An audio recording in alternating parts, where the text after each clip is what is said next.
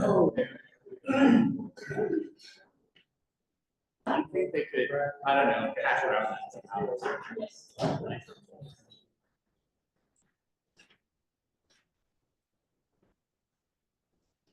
Yeah. Well, it's funny, we have a couple of street lights and stuff at DOT. Like a street light out there, it's like this tall, it's off the ground. You don't get it because it's so high up, and then you see one face to face.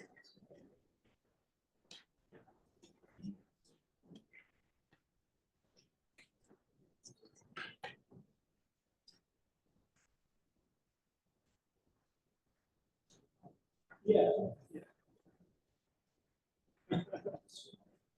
Yeah. Boy, it used to be a tree, right? Yeah. Yeah. It's pretty amazing, just the stuff that goes into built infrastructure, and especially with this guy. I mean, we're talking about 70 some odd lifetime.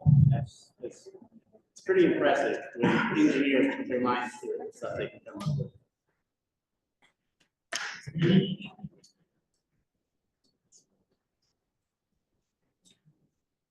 All righty. Thank you so much, everyone, for joining tonight. Well, still today. And today is February 11th, 2025, just 4 p.m. I'm going to go ahead and begin our first CWG regular board meeting of the year. Thank you all so much for spending your day with us. We really appreciate your time and your presence, both online and in person. I just want to do a quick mic check for both folks here. It sounds like you guys can hear me. And folks online, if you have issues hearing me, definitely raise your hand. If you can't hear me, I guess you can't raise your hand, but let us know. All right. So, thank you all. Today we've got a pretty hefty agenda and eventful evening for you all. We're going to start off first with some welcome introductions where I'll present some updates to the CWG, as well as some folks on our team. Then we'll jump into the access study presented by our colleague Aiko, who will give you some updates on the transit-oriented development access study. We'll jump over to our partners at the City of San Jose, who will present on the vision study on the Seven Carter Street corridor. We'll transition over to some BSV updates with phase 2, aligning the project with available funding. And then we'll provide you some major updates for construction and the Thriving Business Program, before we end the night with a quick overview of the 2025 CWG work plan and some upcoming meetings. Any questions or comments before we get started? Great, Cohort can hear me. All right. So before I do roll call, there are some new members who have joined our community working group that I want to introduce first. As you can see here, they are some of the members from the previously known as Design Review Committee, which we'll discuss a little bit more after this about the combination of the two. So let's start with our new members. Elizabeth.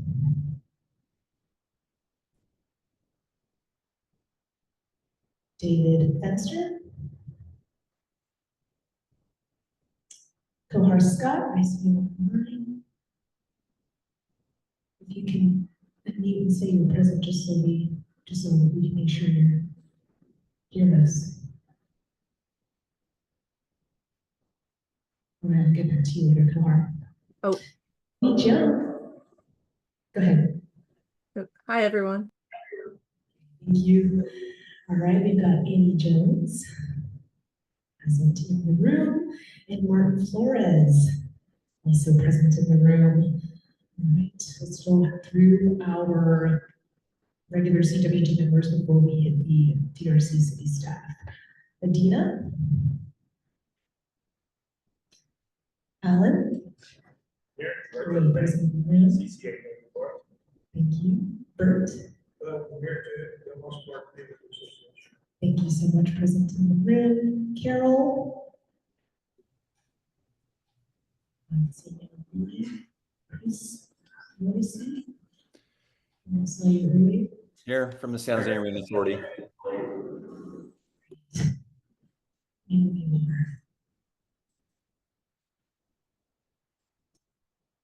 All righty, Chris Shea. Dana. Elizabeth Jan.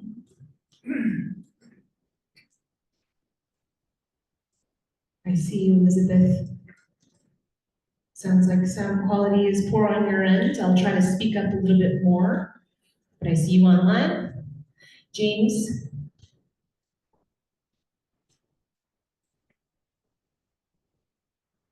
Jeffrey.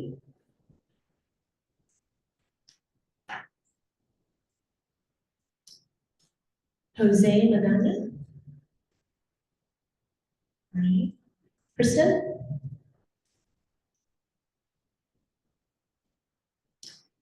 Larry. Mike. Here. Thank you. Nate. All right. Ron. Here. President of the room. Tony is sick today, so unfortunately he could not make it, but as you probably all know, when you started this meeting is recorded, so we will be uploading it online, so for folks who were not able to make it today, we'll be able to see it at the time. All right, let's move to our city representatives from the Design Review Committee, Carrie Adams-Hafner, Tala Fatolzadeh. Folks from City of San Jose, if I'm saying your name correctly, please let me know. Aaron Hyman, or our alternate, Nicholas Frey, present in the room. Chris Burton. All right. Thank you so much for joining. All right, so I just want to give you a quick update on the January interim CWG meeting that we held for this group. The purpose of the meeting was to really give you folks some updates on the station designs for the downtown and Diridon stations. We really wanted to understand and get feedback from you all on what those updates meant to you. And so we were able to do that with the folks both in person and online. This meeting was only open to the members, which is probably why some of you folks online who are members of the public may not have seen it. But some of the quotes below you might see are some reactions we got from the updates. The meeting itself was held at the end of January, and yeah, it was great. Does anyone have questions about it, comments before I go into the quotes? All right. So for the Diridon station, lots of positive reactions. One of the reactions was, I think it's a timeless design for 2037. For downtown station, it is one of my favorite designs with the TOD, and the arch is a feature I like the most. Again, for downtown station, thank you. I just want to echo that this is a gorgeous, futuristic, and has an Art Deco style. So overall, we got lots of positive reactions from the station design updates. And yeah. Does have any questions or comments about that?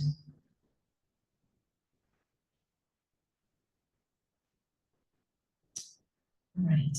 So I mentioned earlier that we had combined the community working group and design review committee, which is why you saw some new members from the group. So I'm going to go into that a little bit, as well as the new CWG structure on behalf of the new members as well.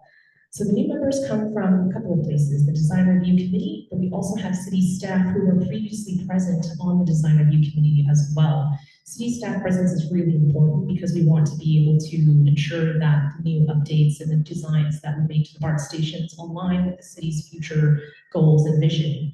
And the only way for us to do that is to have city staff presence. So their involvement in the project is really important. We began to fuse the DRC and the CWG because we were hearing a lot that the content in both meetings were really similar. A lot of the members of the DRC are also a part of the CWG, so it felt like the best way for us to streamline these updates and provide you with information was to just combine the two meetings together. City staff who were part of the DRC as well remain representatives of the DRC rather than turning into CWG members like anyone else, because city staff, we just really want your input on design to make sure that, as I said, we are meeting your vision and goals for the future of the city. A part of that as well, we have been engaging with San Jose State University and Santa Clara University to incorporate student involvement and representation as well. So bless us today, Annie Jones has joined us from San Jose State, and she's also a member of King University. So looking forward to hear from our students. Some of the roles and responsibilities highlights. Sorry, jumping ahead, but you should all have CWG documents in front of you. They are the new structure, so you'll be able to see more details of what's involved, your roles, your responsibilities, and expectations. But as we're going through this, we're just going to provide some highlights. And then for folks online, I'll link that to you shortly. The roles and responsibilities, major important ones, are we really expect you to be liaisons to your communities. We want you to be able to share the updates and the information that we provide you to the communities that you represent, because that's really the only way for us to be able to engage and communicate the project to the overall communities impacted by the project. We anticipate your term being 4 years. 4 years seems kind of hefty, but it's really important because the project is massive, as you all already know, and it takes quite a bit of time for you to gain the knowledge, store the knowledge, and be able to engage in discussion adequately. So we want to be able to give you time to do that, as well as get to know each other. So 4 years is ideal so that you can build those relationships.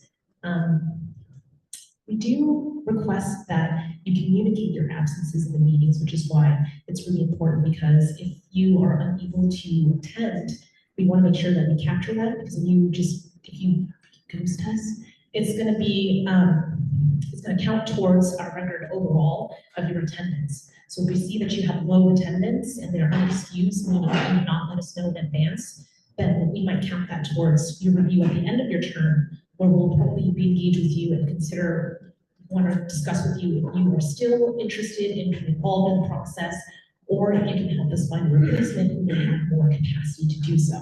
So it's really important that if you are unable to make it to meetings, just let us know, send me an email. And with that, we also want to have you available for follow-ups and phone calls if needed. And we go through a lot of material in these meetings. I'm sure you have questions and comments that come up afterwards. So we really want to be able to hold those conversations with you. And in order to do so, you've got to be available for us to do that with you. And we will do our best to make our time as well, because it's really important to us. And in addition to your responsibilities, there are meetings that we would love to have you. As I mentioned, the 4 regular quarterly meetings, this being the first one of 2025, we really encourage your participation and attendance, whether it be in person or online, because these are meetings with major updates and project information that we need to be able to share with you so that you can share your communities. So your presence is really important. We also have interim CWG meetings, which we had one for this group at the end of last month. Those are for super urgent updates where we can't wait till the quarterly meeting. We'll have your feedback now.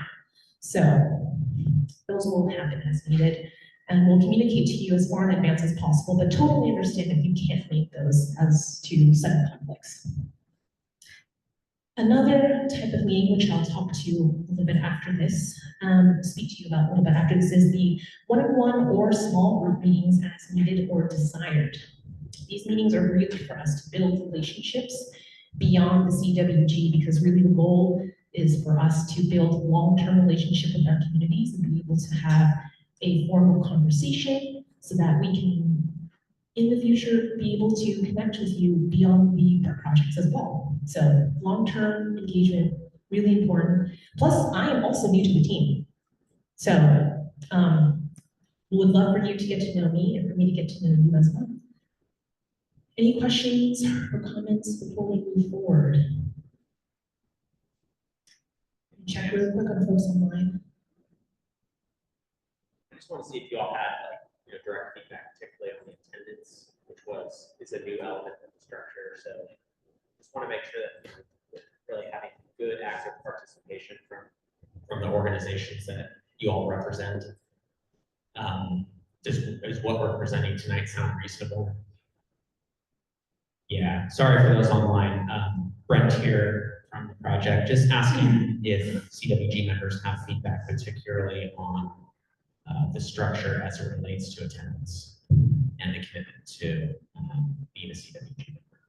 We recognize that it is a lot, and you all give a lot to the project by attending. probably depends on the organization that works. This is Alan. So this depends on the organization representing. If there's a line of people waiting to go to these board meetings, sure, you can swap out, but generally, if we're the only ones and the organization says, you know, do the best you can, it's just. Thank you. If you all do have any thoughts, just feel free to let me know. Anyways. Yes, you all have my email because I've been in touch with you all, so definitely reply back to that if you have additional questions or concerns. All right, I'm going to move on. So some of the things I wanted to give an update, quick update to this group is some of the ways that we've been trying to increase engagement and participation at these meetings. So as you all know, we have a students representation in the CWG now, so we've been doing a lot of, We've been doing a lot of engagement with San Jose State University and Santa Clara University. We've got representation from both schools, but wanting to keep in mind that they are still students. They've got a lot to do and lots of deadlines. So sometimes they can't make it to the meetings, but best believe I will make sure they have all the information they need to be heavily involved in the project. We've also been using stakeholder toolkits to spread awareness about the meetings. I think you all know what those may look like. If you don't, let me know. But we've been sending it out to you all so that you can quickly copy and paste language and imaging into social media and share it with your communities. We have also intend to hold meet and greets, which you will start seeing invitations from me shortly after this meeting at the end of the week, or maybe even next week. And I'll go through that in a brief moment on how to do that. Are there any additional recommendations from CWG members online and in person about other ways that we can continue to engage and grow participation in these meetings? I have a question. Yes, Kohar, go ahead. Hi, can you hear me okay? Yes, we can hear you perfectly. Okay, are you already engaging with students? Is there a way that we can add design students to the list? We are engaging with students. We've got Amy Jones here. She's in the urban planning program. I'm gonna actually jump over to Brent and Erica to see if we would like to include design students.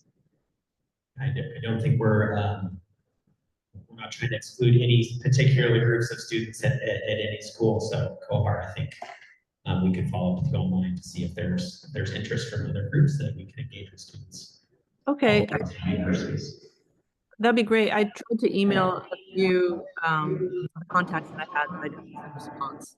So maybe we could work with Annie and others, or maybe we could loop you into some of the other conversations that we've been having with the university and the urban planning program as well. that'd be great. Thank you. Thank you, Kohar. Any other questions from folks online, folks in person? All right. So the CWG meet and greet. I am still working out the process of how we should book our time because it is a tedious process, as you all know. So I am hoping to send you out a bookings page. So what will be involved is what you see here on screen, the screen cap. It'll give you some time, 1 hour time slots that you can choose between now and the end of March, so that myself, Brent, our station leads for downtown Diridon, it's going to be Aaron and Adriano, and they're going to be able to join us so that we can get to know you on an individual level and you can get to know each of us as well, which is also why we were also potentially encouraging small groups, because there's like 4 staff and we'd like you to be comfortable as well and have your own groupies. So the really purpose of this meeting, as I mentioned earlier, is to foster relationships and cultivate a deeper understanding of our communities, but the real intent is that is to develop a really long-term relationship. It's really important to me, to us, that we continue to hold pathways of communication and engagement beyond the project, because we want to be able to share our updates, our initiatives with you all, and be able to easily get your feedback and understand your needs and concerns.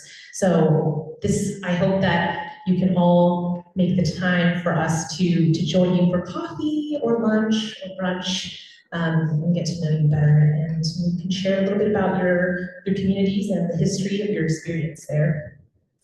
Any questions? Questions online? All right, seeing no hands raised. And if you do have a question, you can also unmute and interrupt me. All right. Before we do a member report out though, I just want to briefly touch on a few updates on our side as well. I am a pretty new face. In the past, you've seen a lot of Kristen, who went on maternity leave at the end of last year. And surprise, surprise, she has a baby now, and it's a beautiful, precious little thing. No pictures, because you were just not as lucky. But she's gorgeous, and we're really excited to hear more about that. Also, a familiar face that will no longer be familiar is Bernice Alanis. Apologies. Bernice was able to gracefully retire this year, so congratulations to her. And now taking her place is our intern director, Erica Brooks, and interim deputy director, Brent Purse. Before I move on, any questions about those updates from folks online? Folks in person, questions? All right. Now, to member report outs, there are a couple of new questions on screen because I really wanted to understand and gauge what's out there right now with the community, as you know, because I'm so brand new. So have you been able to share your updates and project information with your community? Is it easy for you to share it with them? And if you have, are there any gaps that you've been experiencing in disseminating this information? If so, are there ways for us to help you, support you, and address those gaps of disseminating information and updates to communities? I'm gonna start with folks in person, see their Bert. So I used the toolkit to send out notes on this meeting. As far as feedback goes, I got one of my neighbors, a couple of neighbors actually showed up. So at least it's getting the word out. Thank you so much. You find it pretty easy to use? Yes. Directions are good? Yes. Great. Anyone else in person?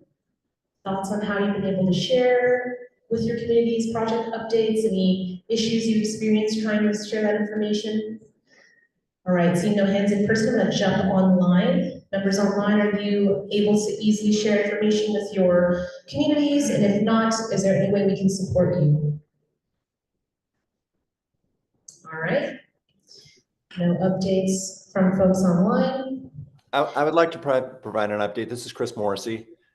And yeah, so I share, after every meeting, I share information to the Arena Authority Board. And from that, I invited Martin Flores, who's on the Arena Authority Board, to come join us today. And I know he's there in person. But I wanted to mention that the Arena Authority has a number of members who have substantial public infrastructure background. And Martin is one of those people. So so he was happy to volunteer to join today, and I'm guessing we'll probably be seeing Martin at future meetings. So I just wanted to add that. Andrea has a question. There a question from online. Yes, Kohar, your question is where can I find the stakeholder toolkit? A colleague of ours, Tiffany Nguyen, sent that out to our CWG members last week, I believe on Thursday or Friday. If you did not receive that, I can certainly forward that to you so you can have a look-see at what it looks like for future meetings, but it should be in your inbox, maybe your spam, from Tiffany Nguyen. All right, any other questions? Oh.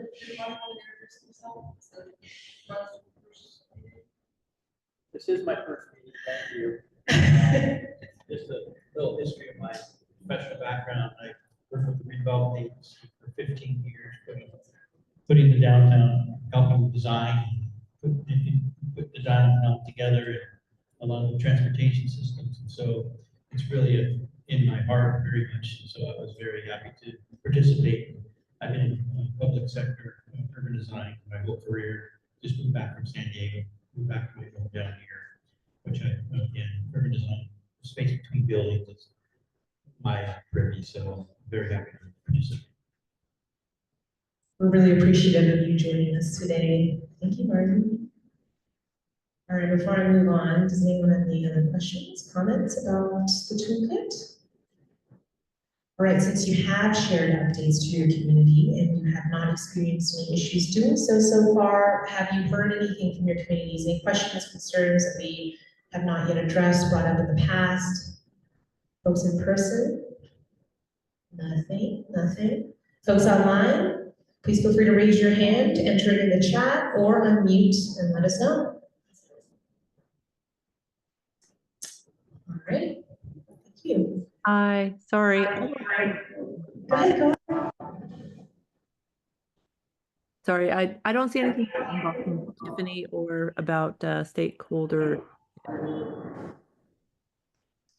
Sorry about that, Kohar. We can send that over to you. I can probably do that right after I finish speaking. So you will get that. Yes, Brenda's got it. So you're gonna get that real soon, Kohar, in your inbox. Awesome, thank you. Yes, thank you. Thank you for bringing that to our attention. All right, before I move on to the access study, any other questions? Last chance. All right. Thank you. I'm going to transition over to the transit-oriented development access study. Igo's going to take over. Igo, go ahead and show yourself on screen, and then I can change slides for you whenever you're ready. Thank you, Nan. Can you hear me okay? Yes. All right, sounds good. Good afternoon, everyone. I'm Aiko Cuenco, Senior Planner with VTA's Transit Planning Team. Really want to thank you all for giving me a little bit of time today to share a brief overview of some related planning work we're doing for the 28th Street Little Portugal and downtown San Jose station area. Nan, can you move to the next slide, please? So as you all know, these two sites have been identified for potential future transit-oriented development. And part of what the work that we do in planning to support and help plan for future development on our TOD sites is to conduct an access study. And the purpose of these access studies is really for us to be able to work with the community as well as with the city, our transit-oriented development team, to develop both near-term and long-term recommendations to improve the walk, bike, and transit access experience to our future TOD sites and surrounding station area. Next slide, please. So some of the project goals with the access studies, and this relates to all of the access studies we do for our TOD sites, not just for these two particular locations, but our goals really is to look for opportunities to enhance access, connectivity, and safety in the surrounding station areas for our TOD projects, especially really looking at opportunities to enhance access for those who walk, bike, and take transit. We also know that a lot of planning work has already been done in these two station areas. So our access study really is focused on building upon past planning efforts and leveraging the findings and community feedback that have already been previously shared through other studies that have been led by VTA as well as the city. And so that means for our purpose, our team is really looking at what additional access gaps may still exist within a half mile around the future TOD site and station area. So engaging the community, go back. So engaging the community is also a really important aspect of the study. So we provide different ways for the community to become involved and to participate in the study. Again, really wanting to hear from those who live in the area, work in the area, visit, do some shopping in the area. What are some of the travel experiences like as a pedestrian, bicyclist, and transit riders? And what are some potential desired improvements that people are interested in? And so the improvements that we identify through these access studies really helps position VTA to be able to apply for grants, but also work with our city partners to do some strategic planning and programming to get these projects completed. Next slide. Some of the key activities that we do as part of this study is to do a needs assessment analysis where we evaluate current access conditions in the station area. So this includes looking at the quality of the current access infrastructure for bicyclists and pedestrians. Again, I mentioned we engaged the community to seek input on ways that they're experiencing issues and barriers to getting around the area and what are the potential improvements they would be most interested in. And then, of course, we develop recommendations and cost estimates to help us apply for those future grant funding opportunities. Next slide. So in December, we kicked off engagement activities for both the downtown and Tweenie Street Little Portugal station areas. We engaged the community on specific access issues and opportunities within that half-mile radius of the future TOD site. So we provided several opportunities for people to participate. We had an online survey. We also joined City of San Jose staff on a walking tour of the downtown San Jose as part of their Reimagining Santa Clara Street study, which you'll be hearing about today. And in terms of pop-ups, we had 3 events where we tabled at the Cultural Night Market Holiday Fair, VTA's Downtown Customer Service Center, where we got to talk to some VTA transit riders. And then we also tabled at the Chamber of Commerce during the December BSV2 community meeting. So if you attended that December community meeting and engaged with our planning staff at our access study tables, or if you visited our other tabling events or completed our survey, just want to extend my thank you for participating and providing valuable feedback to our team. Next slide, please. So similarly, in December, we also held engagement events for the Tweenie Street Little Portugal station area. So our engagement approach here is a little bit different in that we were a bit more streamlined in our approach, just acknowledging that there has been a lot of recent outreach completed in this community. And so we really just wanted to leverage the feedback that has already been shared through city efforts like En Movimiento and the more recent 5 Wounds Urban Village planning update process. So for this particular engagement, we had, again, an online survey, and then we were able to go out and do 3 tabling pop-up events, one of which was at the Mexican Heritage Plaza during their Fiesta Navideña event. We were also at the East San Jose Carnegie Branch Library and also the Roosevelt Community Center. So our project team also had the chance to join BSV2 staff on their site visit to Cristo Rey last month. And so that was really helpful for our team to be able to hear some of the current access and circulation issues that are that the school is facing today. And our team is actually planning to go back and do some additional field visits to observe what the school drop-off times looks like and what are some of the challenges associated with the school traffic and congestion. So next slide, please. So I just wanted to provide a quick snapshot of some of the community feedback we received through our engagement process. As you can see, there's some shared similarities between the 2 station areas, and that there is a desire, of course, for upgraded bicycle facilities, improved sidewalk conditions, but there are also very site-specific feedback, such as the US 101 freeway being posing as a significant barrier to pedestrian and bicycle connectivity in the 28th Street Little Portugal station area. Next slide. Just so to wrap up, our project team is working to develop draft access recommendations for the TOD station sites. We will be working to develop a prioritized list of those recommendations, which will then capture in a draft report that we're hoping to have ready by the end of the month.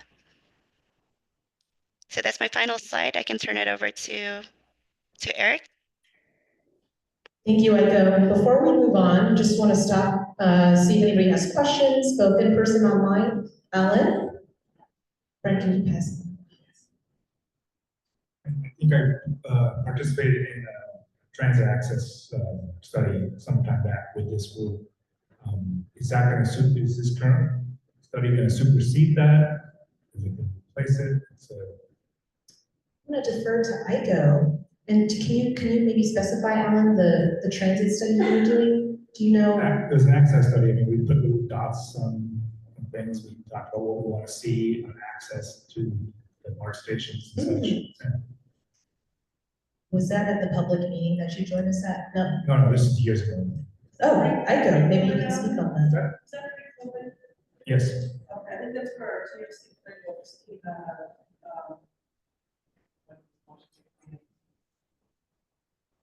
Just for some context discussed in the room here is It was an access study event that you had done pre-COVID.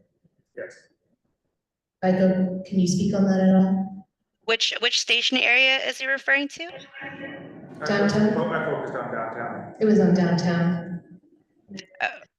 So that was not led by VTA Planning. I'm not sure which one, who led that particular access study. And I'm apologies, but the Station Act, I know that there's been, so this is part of the reason why we're really making sure that we're wanting to build upon past work, is that station access planning has been done, I think, continuously for these two station areas just over a long period of time. And that particular one that I think you're referencing, especially if it's pre-COVID, was not conducted by VTA Planning. The one that I just presented on just now, just kicked off in November of 2024. So if you did attend the December community meeting and you interacted with our sticker dot exercise, that was this particular study. But if it was pre-COVID, I'm not sure who led that one. Maybe it's also VTA, but it's not the one that we're talking about today.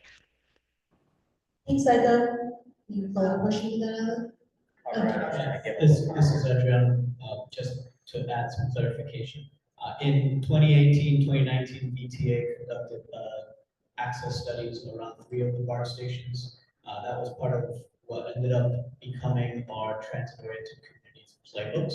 And they looked at a broader strategy, not specific to any individual developments or sites, but more about access within about a half a mile of the station areas. So from that, VTA has continued to grow their transit-oriented development and transit-oriented communities programs.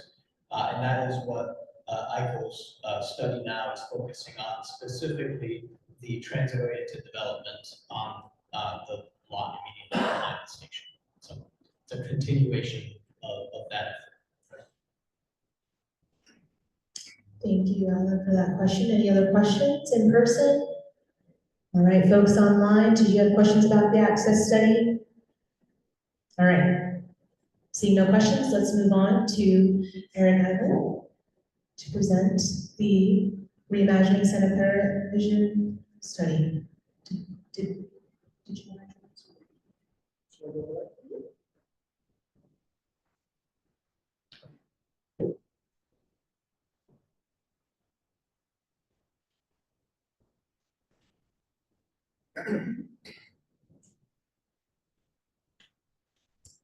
All right. Good afternoon, everyone. Thanks for having us and for your interest in our project to reimagine our Main Street in San Jose, our Main Street in common terms, not in our general plan vocabulary. So I'm here with Nick. The two of us are leading this effort, and Nick Fry. So just quickly, this project came out of our downtown transportation plan. We did a lot of community engagement relating to that downtown transportation plan. And we heard a lot of feedback about many things, but about Santa Clara Street in particular as one of the streets that people felt needed more attention. The downtown plan makes a number of recommendations for downtown streets, how we can improve them, how we can better allocate space to meet people's needs, how they want the street to function, what other things they want to do with sidewalks, street frontages. But in addition to that, there were 4 big moves, as we call them, that we thought needed a little more focused attention. And so that they needed additional study beyond what the downtown transportation plan suggested. So of those, we are really moving forward with the 2 on the left right now. So Santa Clara Street, the city is leading the effort that I'm talking to you about now, as well as accelerating light rail. There's a lot of concern about the slow speed of light rail through downtown, as many of you know.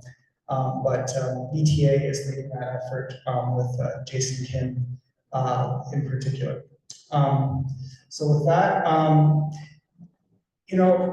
This project also came about when we were thinking about downtown West and all of the future development around the Diridon station area. And originally much more as a transportation project, right? Like how are we gonna get a lot more people to that western part of downtown? How do we get people through efficiently? But then a few of us at DOT, we also thought, it really is important, of course, to have good transportation, make sure people can get to where they're going. But that's not all we want for Santa Clara Street, which everybody, sees as the main street of the city, right? So we also want to address other things people want to see, including, how do we have a more vibrant streetscape? How do businesses survive along the street? What is the public realm like? Are there nice places to sit and, enjoy your time? So we really, in the RFP that we put out a year ago or so, we really pushed this multidisciplinary approach, that the idea that, the street needs to function better for transportation, but not just for transportation, just a better street in general. So the project boundaries, they extend, is this the laser? Okay. Yeah, so from Diridon Station, so basically Whole Foods here in the west, which is where, as you all know, there was a big streetscape redevelopment effort here. Alameda here, the beautiful way. And then sorry, it's blocked here, but Dakota Creek, basically 17th Street. With a particular focus here in the central portion, which ironically is, some would say the most important part of the street, but it's also been the least studied. So we really felt it needed some more attention. Sorry to interrupt you, I just wanted to remind you that people online can't see the pointer, so. Oh, they can't see the plan? Yeah, so if you do, Okay, I'll just use as much visual description as you can. Great, thanks. Okay, and then just some of the major, landmarks, destinations along the corridor here. So for this work, we selected a team that really we felt we got a very positive response. We got a pretty strong response. We got 8 proposals, very good proposals. We had a hard time choosing, but in the end we went with SiteLab. It's a firm that many of you may be familiar with. They've been very involved in 28th Street BART. They've also done a lot of work. They did a lot of work for the Downtown West project. But really, as you can see from these bullets, they have this multidisciplinary approach, which we think is really important to addressing this street project in the right way, not just as a transportation project, which it must be, but it also needs to be a public realm project, even a civic identity project, right?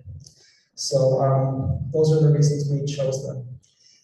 We are in the existing conditions phase here, doing both our own and the consultants' research on conditions, doing interviews with businesses, with stakeholders, small meetings, and then when we're done with that, we are going to start developing options. And the main deliverable will be 10% conceptual design for the street, so including street sidewalks, as well as suggestions about frontage, how we can use curb space. You see a lot of people, like the sushi restaurant here with their seating on the sidewalk. We want to really try to balance everything as much as we can. Consider everything people are saying they want together, and by thinking about everything together, we hope to come up with solutions that will make more people happy. And then so after this 4.5 month period of developing alternatives, then we're going to refine. So all in all, about a 1-year process. And we'll be doing the public engagement throughout both general community engagement as well as more with businesses specifically. And then before I finish, you'll see, here also on this slide is sites and landmarks. So a secondary focus of the study, a little less than the street design, is thinking about specific places along the street where there are already important landmarks along the corridor, or places where we think maybe this is a place where we could have a design competition for something in the future, or maybe there's an asset that we can build off of City Hall Plaza, for example. Many people view it as very iconic and a really important part of the city, but You know, it's really too hot in the summer, so what can we do to make it more pleasant? So just as an example. I know we're short on time, so I will leave it at that for now and happy to take any questions. Thank you.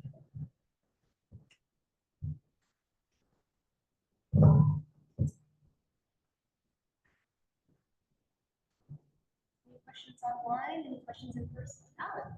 Alan? To be a broken record, Adriana, do you remember that study that we did in 2018?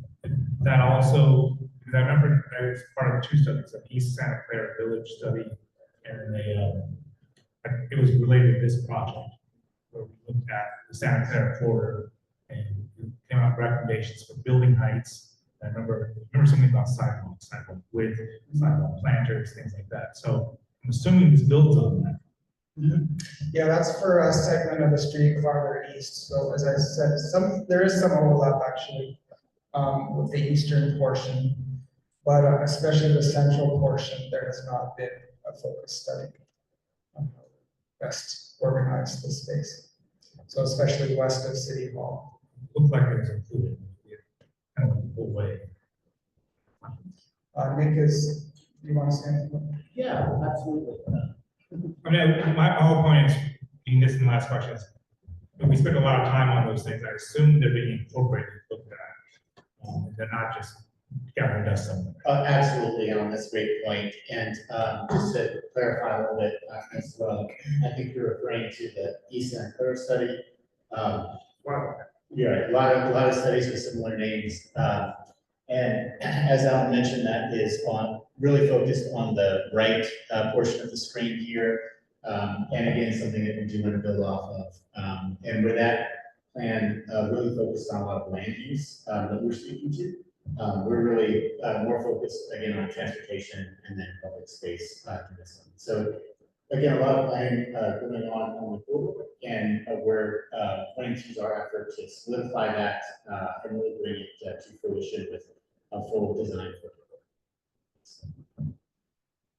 Just very quickly, so absolutely building off of all of that great work and the input you gave, the urban condition here is quite different from farther east. It's much more urban, less setback. The VTA one covered pretty much the entire segment. It covered all of this. I mean, there have been studies related to BART, but it wasn't a comprehensive streetscape effort for Santa Clara Street. Yes. So that study looked at access about a mile away from our stations. So there is certainly some extent that goes out that way. One of the key differences is that VTA made some much higher level recommendations. The city right now, as the real jurisdiction for designing the streets, is really taking that to that 10% design level, which was not advanced in 2018 and 2019. So that looked a lot more at strategies for the city and for VTA to partner and for raising funds, identifying what are the types of projects that are needed, but it did not actually focus on the design of the street and at least the same level of specificity that this project is. Which is fine, just promise me that you're gonna read this when we get to that.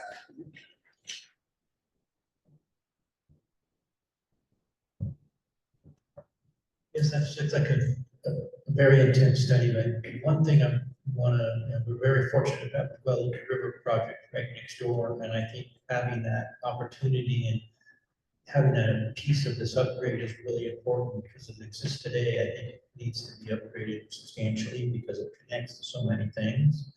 Also, I know in highlight, when you look at the screen, you see the part that's highlighted, but really to energize Santa Clara Street and its vicinity to get walkability main lines into that off different main streets and looking at those as opportunities also rather than just the main street, I think is really critically important because I think there is an opportunity there to look at some of these other, not every streets is that connector from the neighborhoods that people can walk in and ride their bikes into Santa Clara Street.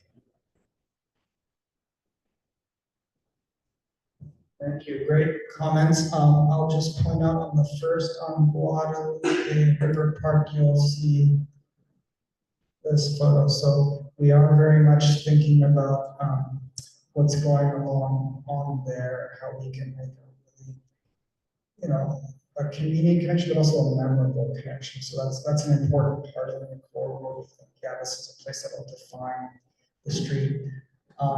And then it's not the only one, though. I know, you know, the relationship with San Jose State's a very important one as well.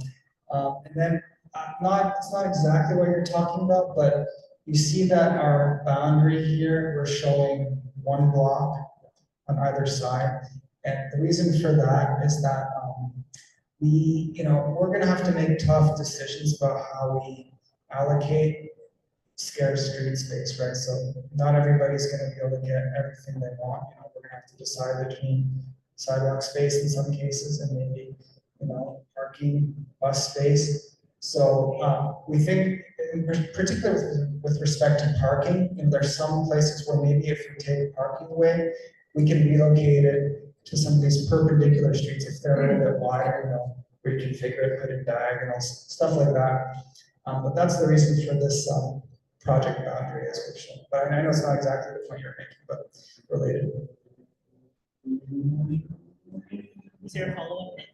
Yeah, I just, sorry, Mr. Flores, you bring up a very good point. And just to build off of Eric's point there, that this is just one part of the larger downtown transportation plan.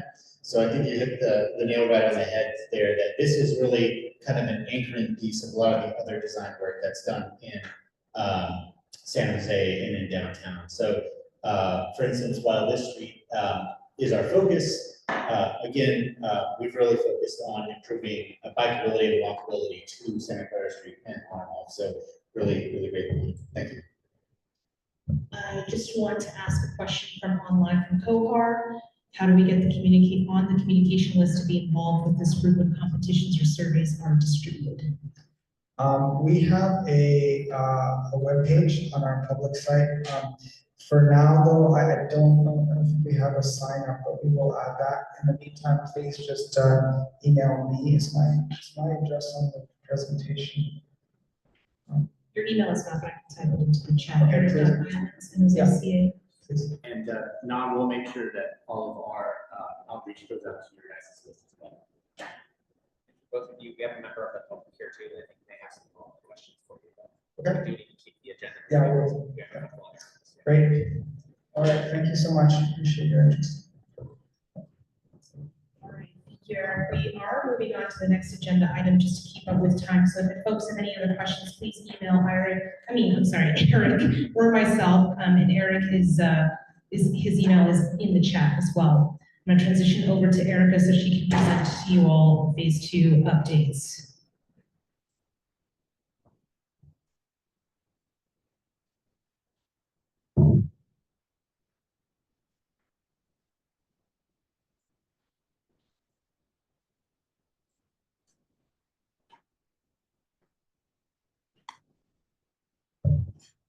All right, good afternoon.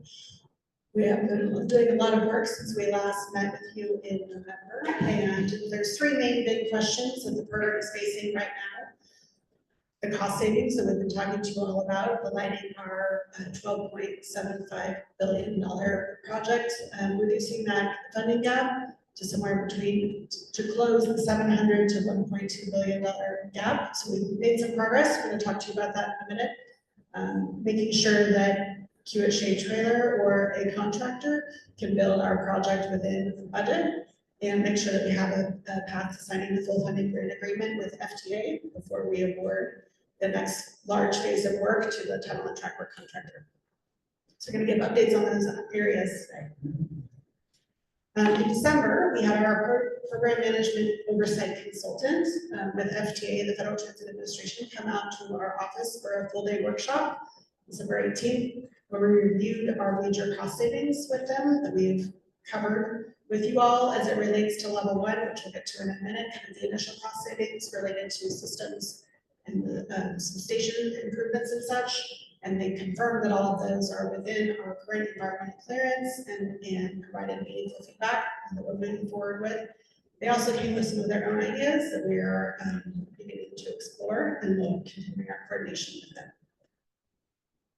In addition, based on some direction from the board in November, we have pulled together a contracting task force that's made up of the BART program team, Silicon Valley program team, as well as a general counsel, VTA general counsel office, as well as outside counsel, and procurement department, and our oversight committee subject matter expert, Paul Ziegler, as well, to look at whether we can work through with KST to work and be able to have a project that we can afford to build within the budget that we have, or if we have to look into something, a different path forward. If we do explore the off-ramp and that path forward, we want to make sure that we really have a strong backup plan in place. So we've been reaching out to industry. We went to two very large conferences, the George Fox Towing Conference in New York and the Golden Beaver Heavy Engineering and Construction Awards in Los Angeles, and have been talking to many of the major large global tunneling companies that do work in the United States, and are having follow-up meetings with them as well to dig in deeper and determine if they are interested and have the ability to deliver the project in the time and at the budget that we have available. I know you've seen this slide before, and in November, we wanted to provide an update kind of on where we are. Since we last met in December, the launch structure has begun to be constructed, and the board awarded the authorization of the funds for that facility to be constructed at the west portal. That's the structure that the tunnel boring machine will be assembled in and will be launched into the tunnel. So that work is in progress. We're advancing the cost savings concepts that we've talked about here in the meetings with you, and we took that to the board in December, and they agreed for us to continue moving forward with making those changes. At the board meeting last week, there was an update from our VTA's lobbyists on the state of a federal update in general about the new administration, as well as some guidance about our project. Two main key points that were shared were that it's best to have a red state move into the New Starts program, apply for the full funding grant agreement within the New Starts program first under this administration, as well as the importance of cost cutting. So we're taking that seriously and working on the box here that's highlighted in green. That is going to be fluid and fluctuate based on that information and where we are. But we're moving forward still with the hope, with the goal to stay on task with awarding stage 2 and to be able to advance to complete the project on time. I'm not quite sure I understood comments about the red state. You didn't understand the comment about what? I'm sorry. The red state. The red state. Yes. Sending the red state through the process first. Right. So we entered into the New Starts Engineering program late last year, and we heard in August from FTA that we were going to be awarded $5.1 billion for the program.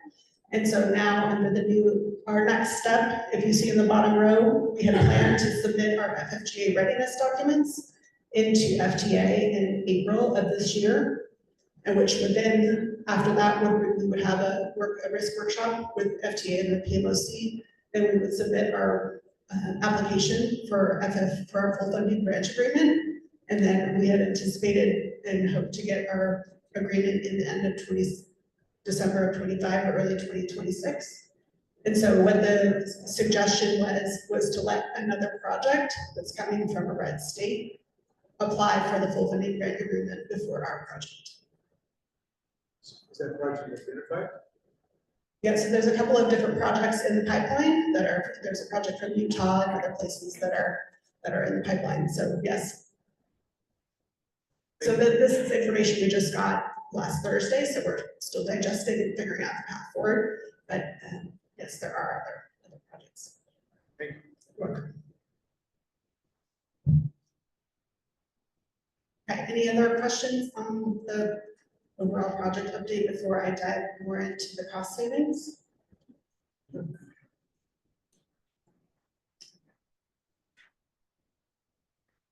All right.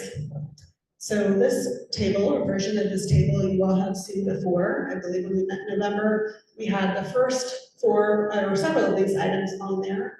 And the items at the top are the level one, the criteria assessment with BART, cost savings of 187 million, converting the parking structure to surface parking at 28th Street, refining the station design while maintaining the passenger experience, and using owner-supplied materials. So these ideas are in level one, and that's cost savings of over 300 million. So we've started with that point, and then in December, we started looking at level two, which is the next level down. So we're looking at concurrent tunneling from the east, modifications to the yard, the new hall yard, looking at the interior of the tunnel. So there's some high-level numbers here. It's a work in progress and wanted to keep you all updated. So we have the information that's shared here today, and we'll continue to keep you updated. So I'm going to dive deeper into the level two items. Yeah. Yes. Thank you.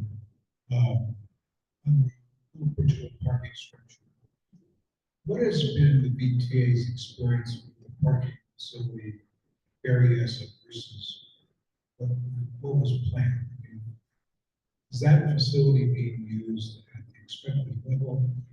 What this implies to me is that VTA has decided to don't need as much parking location. No. Or is this the first parking lot by structure? Someone's made. No, so we have an environmental commitment to provide 1,200 spaces. And so initially we had planned to put 800 spaces in a garage and 400 spaces around the site, which would then be integrated with future TOD. And so we found a way to put all 1,200 spaces on site to be integrated with future TOD to save the 77 million. So we're still providing the same number of parking spaces, just without being in a garage. Thank you.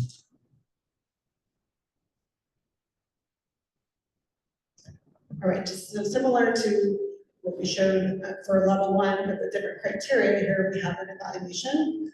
So for these level two items, whether they're the cost savings range, whether there be additional NEPA or CEQA environmental clearance required, would there be a change to the ridership forecast based on this change, whether additional right-of-way would be needed, if there's a large amount of engagement with BART or third parties, and if there's an effect to the public.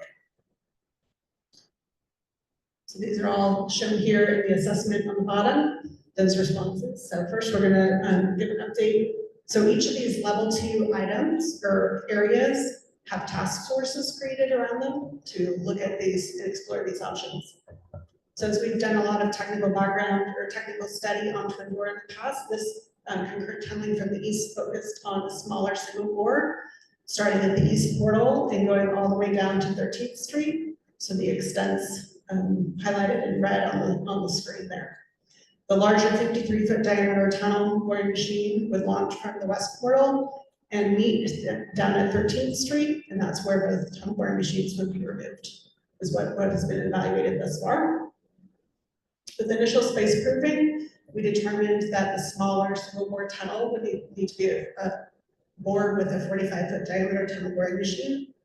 So 8 feet smaller in diameter than the one that's coming from the west. Also with that change in evaluation, we've determined that the tunnel profile at the station could be about 10 feet shallower, so required would be less steep.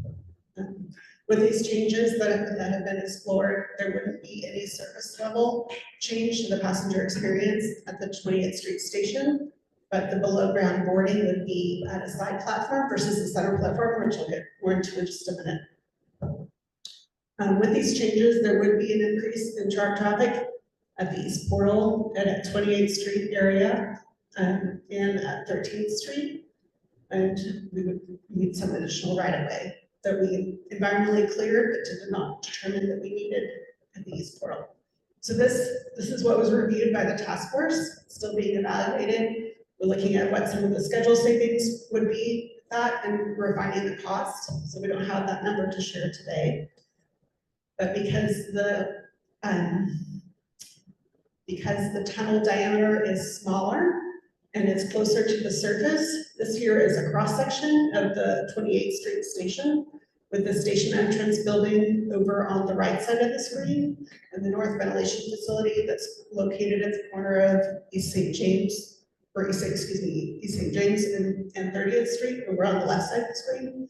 So if the 53-foot diameter tunnel were to bore all the way, the profile would look like this with the tunnel across the bottom and then just the shafts coming down, the construction of the shafts.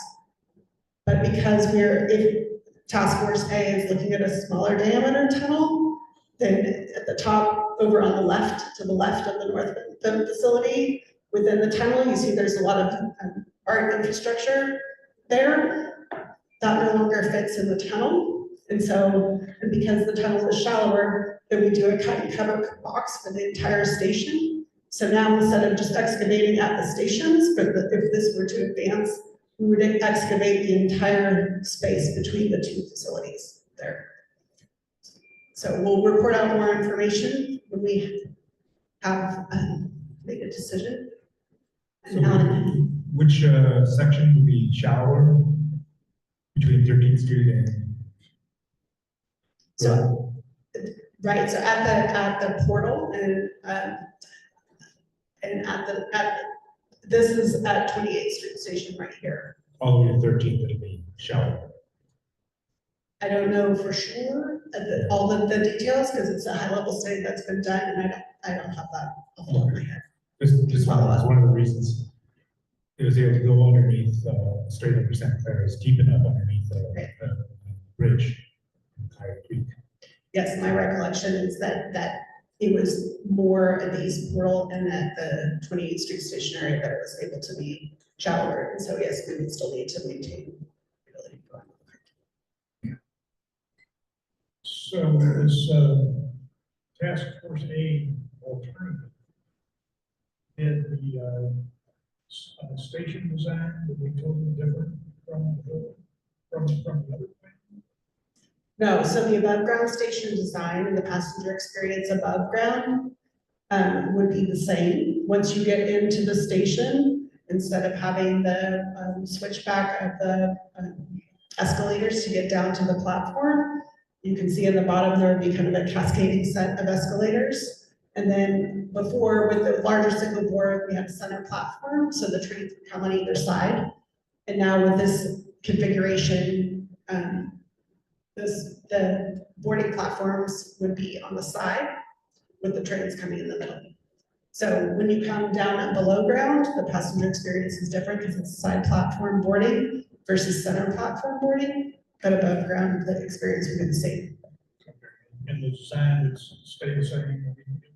Generally, yes. A whole lot of design Right. considerations on this, but it would stay the same. Yes, as much as possible.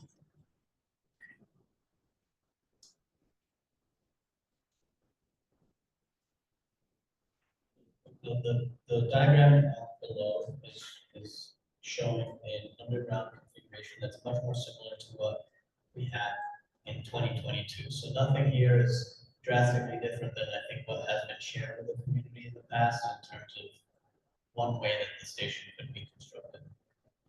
Just wanted to clarify that. Thank you. All right, so our next task force B, is looking at the new Hall Yard in the Santa Clara Station, looking to see ways, working with BART, that we can provide more efficiency for the vehicle storage capacity, the different maintenance areas. As you can see at the bottom, it's labeled option E, so we've gone through several iterations already. This option E, we were able to identify about 40 million in savings. But when we got here, we were not able to, one thing that we wanted to look at in this task force was whether we can eliminate the parking garage and replace it with surface parking at the north end of the yard there. So we decided to keep working with BART to see if we could identify additional savings. So then we move to option F. This option, the main difference between E and F is that it has a smaller revenue vehicle maintenance facility and changes to the track geometry. But with this option, we were able to eliminate the parking garage and identify additional savings of more than 100 million. So this option, BART had some things that they brought up related to their operations that we needed to keep working through with them. So we are now on to option H to address those. This option that we're working through that has not been fully reviewed by BART, I want to give you the latest and greatest information that we're making progress, is able to also maintain surface parking and not require a garage. And so the cost savings, as we're still working through it, has not yet to be determined. But we're looking into this. And for all of these, we're working with BART on potential leasing options as well. So conversations with BART are ongoing, and we'll have more details, more solidified information by April. Just wanted to provide a zoom in here of the parking area. Option E is the top, which is what we've all seen today for the parking garage above the storage tracks there. And then option F or H on the bottom show a potential draft conceptual layout of how it could fit. We'll continue to work through and refine that if we move forward with that option. All right, task force C is looking at the interior tunnel, reconfiguring the interior of the tunnel using structural fill and on the below, which you can see in the picture on the bottom, and having an overhead tunnel above. So this is something that's being evaluated. It's technically feasible. And we're working through some comments and questions with BART and reviewing the schedule to see if there could be savings. Task Force D is looking at optimizing the rebar in the supportive excavation walls and refining structural elements. So this has been evaluated and determined to be a little bit less than 5 million in savings. These changes also do not result in any changes, any schedule savings with the refinements here, but they provide the 5 million in cost savings. And then the last task force E is looking at the muck off haul. So when our project was originally estimated, we assumed, the assumption was made that we would haul the muck off to disposal sites that were close and far away. And we've been able to do some additional research and determine that we can haul it to, there's enough locations closer. So we were able to capture 10 million in savings, knowing that we can get that done locally. And that is my last slide. Any questions on those for now? If not, we will continue to keep updated. For the two boring machines, are you guys gonna drive them over the spike? So Yes. we can't. Operating a lot of minis. All right, thank you all. Let's move on to the next section. Just to keep up with time, and folks online, if you have questions, please definitely enter them into the chat. We will answer them actively. If you're unable to answer them, we will take note of them and get back to you as soon as possible afterwards, okay? Thank you. Go ahead and take it away, Brent. All right, we're going to give you a construction update tonight and then talk to you all about our Thriving Business Program. So just to orient you on kind of where most of our construction is occurring on the project is on the west end here, near where we'll be launching the tunnel boring machine. This is the border of Santa Clara and San Jose. Zooming into the site, we've been doing some preparatory work since June. Drainage, roads, utilities, fencing, working with our stakeholders in the area. And beginning this spring, there's going to be more major construction starting kind of in that turquoise area where it says 3C launch structure.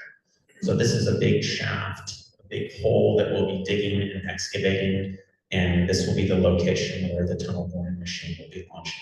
So getting exciting. There'll be a lot more bigger machines coming onto the site and heavy construction occurring, ramping up here in the springtime. Some fun things. This is a wheel wash here on the left. What is a wheel wash? Well, it's a very important piece of equipment that helps us meet our environmental commitments and sustainability commitments. So this washes our trucks as they're hauling muck or other equipment off the site.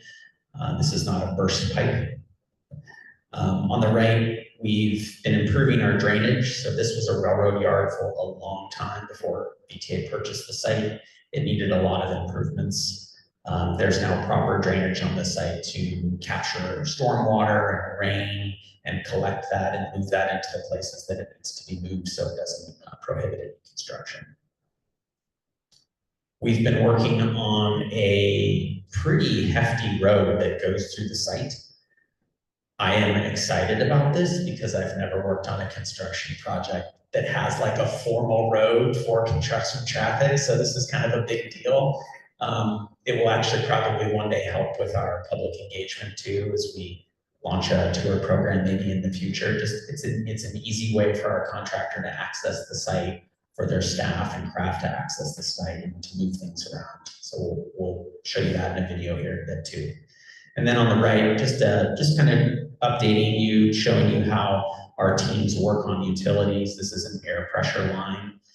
There's all kinds of utilities that are installed to support our equipment, work tools, drive tools, and this is an example of installing those facilities. So we have a drone fly over here, and before we started, if I click, will it start? You have to start. Just want to orient you to where we are. So we are facing south. You can see downtown San Jose there in the far off distance of the video. The drone is hovered right now over Brokaw Road in Santa Clara, where it kind of dead ends into the Caltrain tracks. So on the right-hand side is Union Pacific and Caltrain, and then the left-hand side is kind of Coleman and new development in the airport. So we're going to fly south through the site. So you can see that new road I was talking about. You can have some paint and lanes on it, which is really, really cool. It generally hugs the west side, the east side of the project.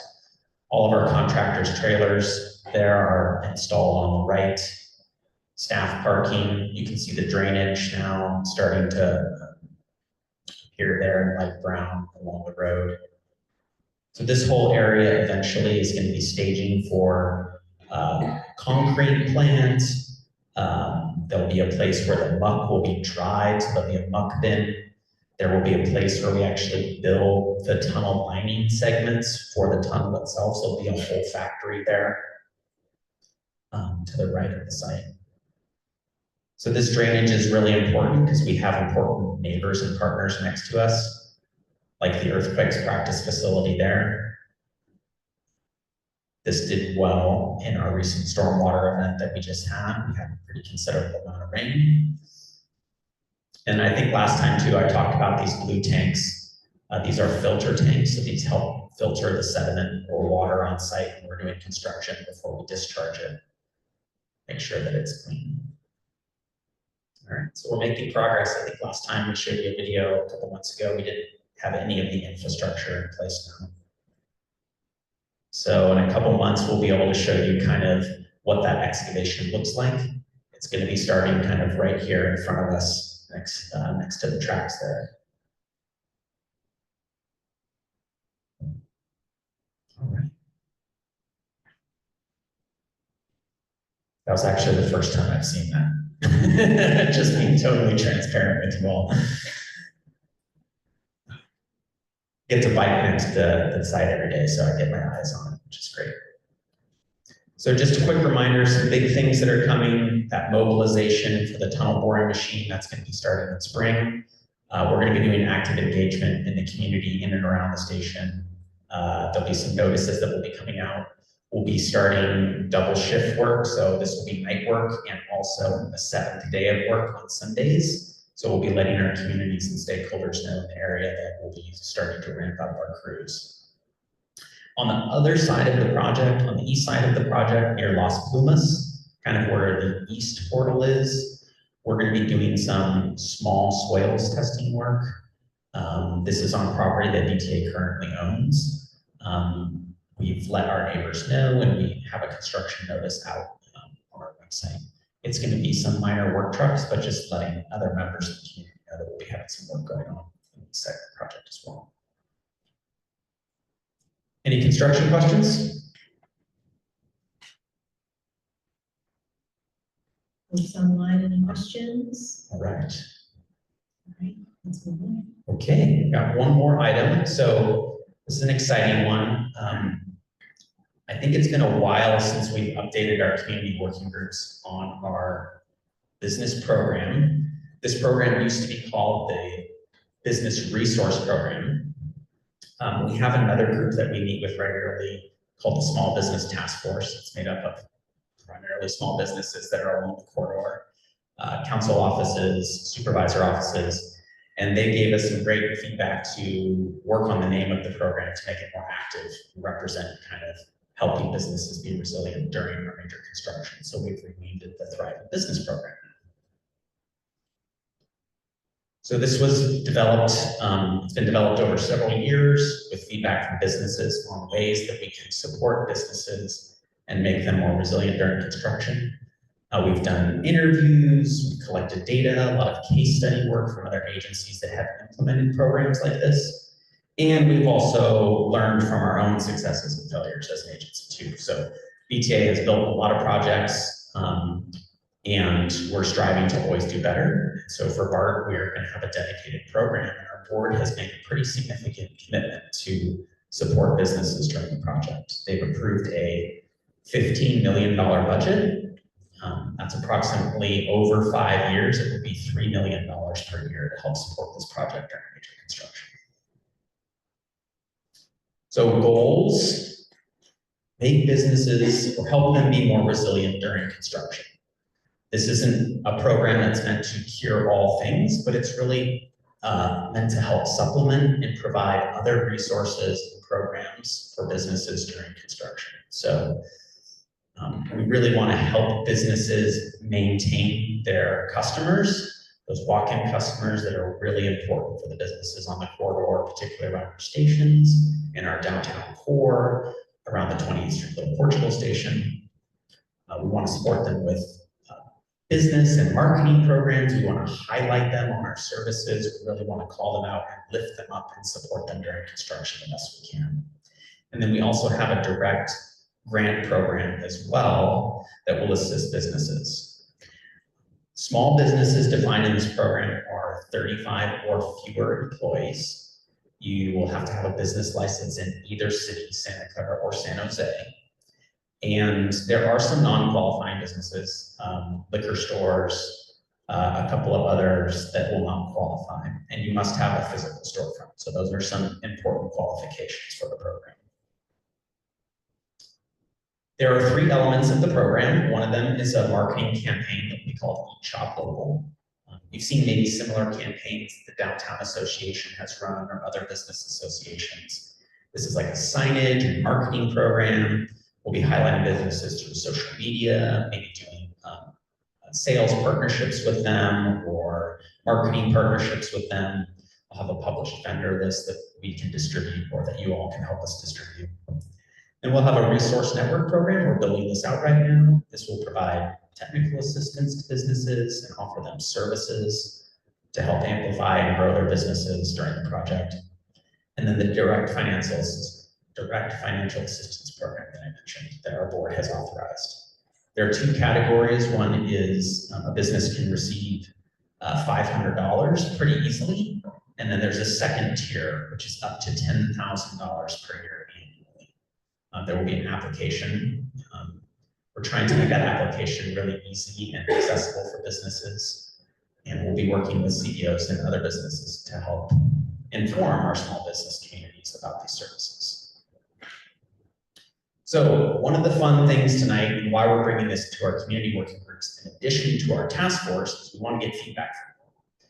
We're at a really important part of the program right now where we're going to be starting to survey community-based organizations that we hope to partner with on this program and businesses themselves. So we've done some surveying in the past, and we're going to do one more check-in with them before we launch the program. We have 2 surveys. One is targeting our community-based organizations specifically. And this is asking them questions about what are their abilities to maybe support us in this program? What kinds of trainings can they offer? Do they do capacity building? Can they run networking events? We envision doing a procurement at some point and hiring a vendor to assist us manage this program.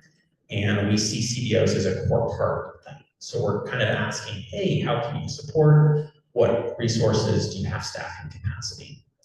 Our second survey is directly for small businesses. So this is asking them about the things that they may think they need to anticipate during potential major construction disruptions.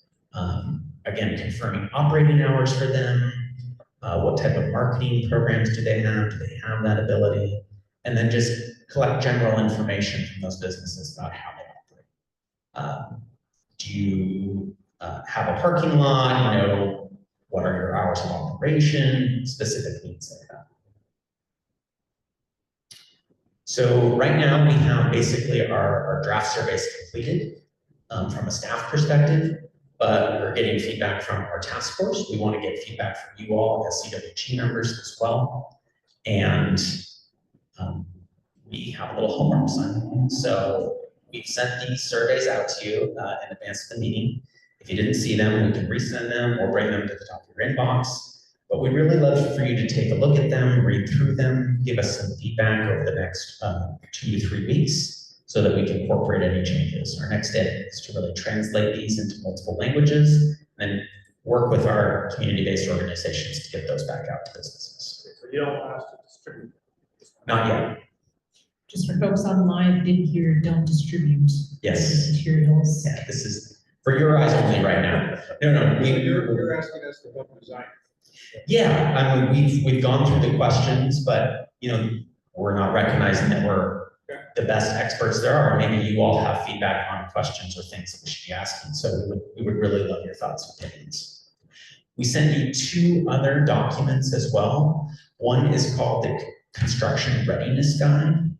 This is a guide that we've designed for businesses to just help educate them about the construction process. What happens before the major construction begins? Those kind of early things. Maybe some minimal sidewalk closures or construction equipment arriving on the site. What happens during major construction? And then what happens after construction? So this is a really good tool to help prepare businesses, to help educate them about the process and the things that they can expect. Again, we'd love your feedback on this material as well. And then we have the program guide for the Thriving Business Program itself. This is basically the nuts and bolts of the program, the 3 things that I just walked you all through, the categories of the program, what it means to be a small business, how you would apply for the program. So I think in terms of priority, the surveys would be the most important priority. If you have limited time to give us feedback that we would really like, we have more time for the readiness guide and the program guide. But if you could do it all, we would love that in the next 2 to 3 weeks. So Tiffany on our team is the main point of contact. She's not here with us tonight, although I think she's online listening. And we had a date of February 24th in here. I think we can give 1 extra week of feedback if you all need extra time or you want to talk to other people in your organization, get some additional feedback. And then we'll go from there.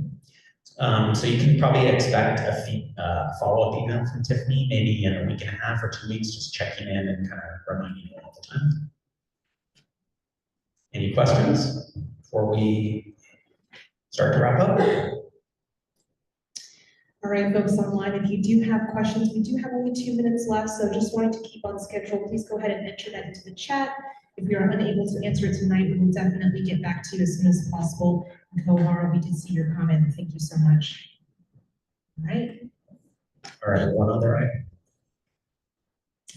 All right, this one's going to be pretty quick. We're just going to go briefly over to the CWG work plan just to give you a brief overview of what to expect in the whole year.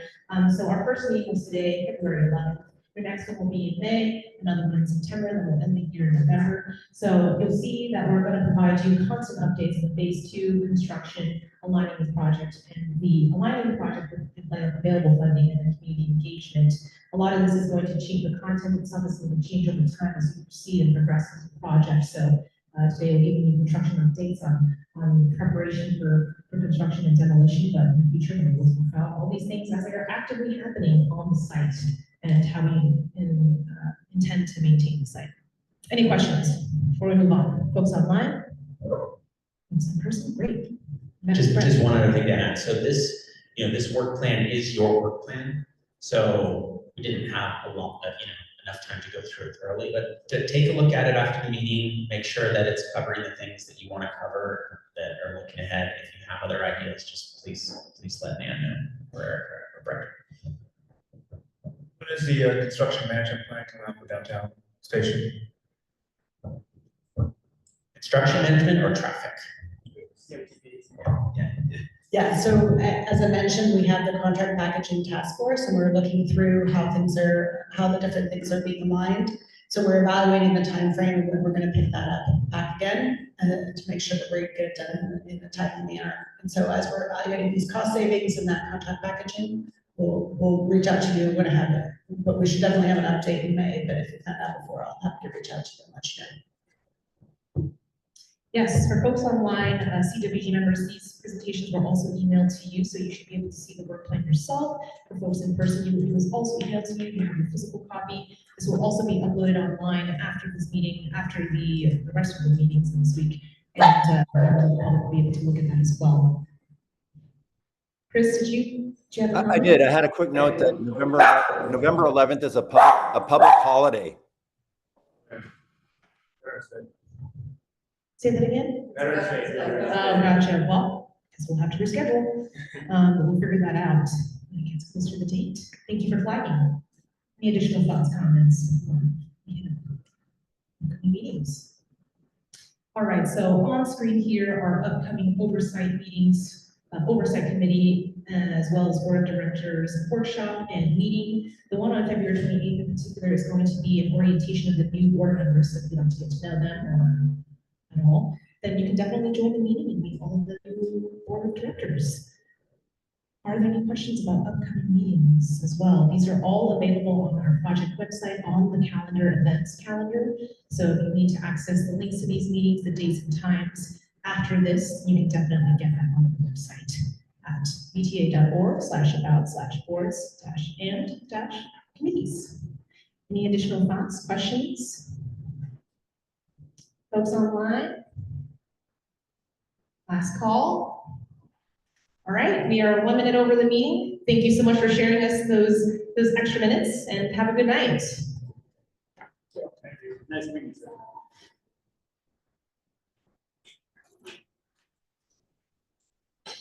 So another fun work thing.